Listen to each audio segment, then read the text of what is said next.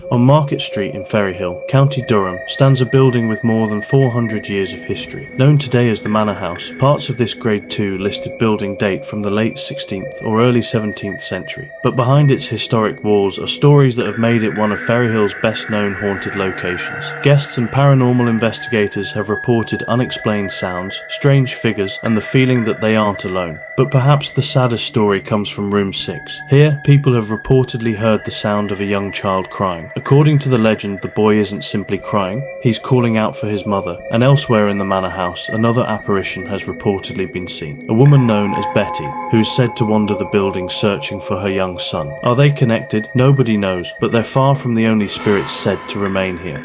Imagine waking during the night inside a building that stood for more than 4 centuries. Everything is silent. Then somewhere nearby, you hear a child crying. That's the disturbing legend associated with Room 6. Reports surrounding the Manor House describe the sound of a young boy apparently searching for his mother. No child is found, but the crying supposedly continues. Then there's Betty. She's described in paranormal accounts as a female apparition who has reportedly been seen wandering upstairs, apparently searching for her young son. It's tempting to connect the two stories, a boy searching for his mother and a woman searching for her child, but there's no reliable historical evidence proving Betty and the crying boy were actually related. They're legends that have grown around the Manor House, and if Room 6 sounds unsettling, there's another bedroom with an even darker reputation, Room 8.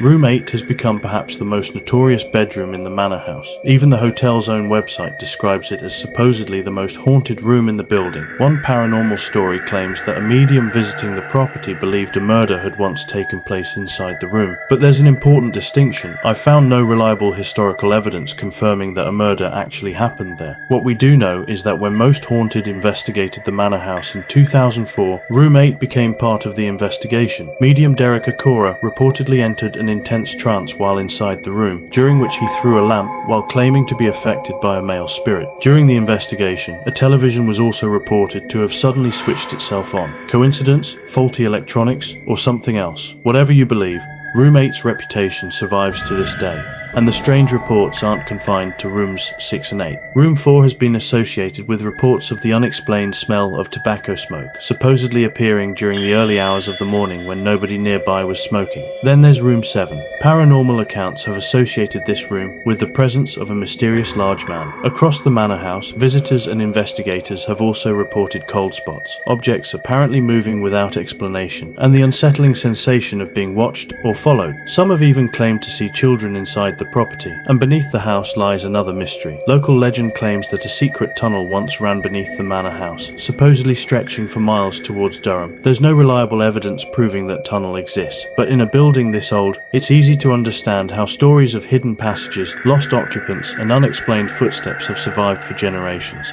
In 2004, the Manor House's paranormal reputation reached a much wider audience when it appeared on Most Haunted. The investigation focused on several of the strange stories already surrounding the property. Room 8 produced one of the episode's most dramatic moments, while elsewhere investigators reportedly experienced unexplained activity, including the television apparently switching itself on. But what happened afterwards may be even more interesting. Local historical accounts claim arrangements were later made for parts of the Manor House to be exorcised, and according to those accounts, paranormal reports apparently stopped afterwards. So, did somebody finally remove whatever was haunting the building, or did the stories simply fade? Because there's one strange problem with that explanation. Today, the Manor House itself still describes Room 8 as supposedly the most haunted room in the building, so perhaps whatever was there never completely left. A crying child searching for his mother, a mysterious woman apparently searching for her son, the smell of tobacco smoke appearing from nowhere, a large male presence associated with Room 7, and then there's Room 8, a bedroom whose haunted reputation became famous enough to attract Most Haunted, and which is still described today as supposedly the most haunted room in the building. Are these genuine encounters with people who lived and died centuries ago, or have more than 400 years of history created legends that refuse to disappear? If you were given the keys to Room 8 and told you had to spend the entire night there, would you do it? Tell me in the comments, and follow Nightmare Harbinger for more haunted locations, terrifying legends, and the dark history hiding behind them.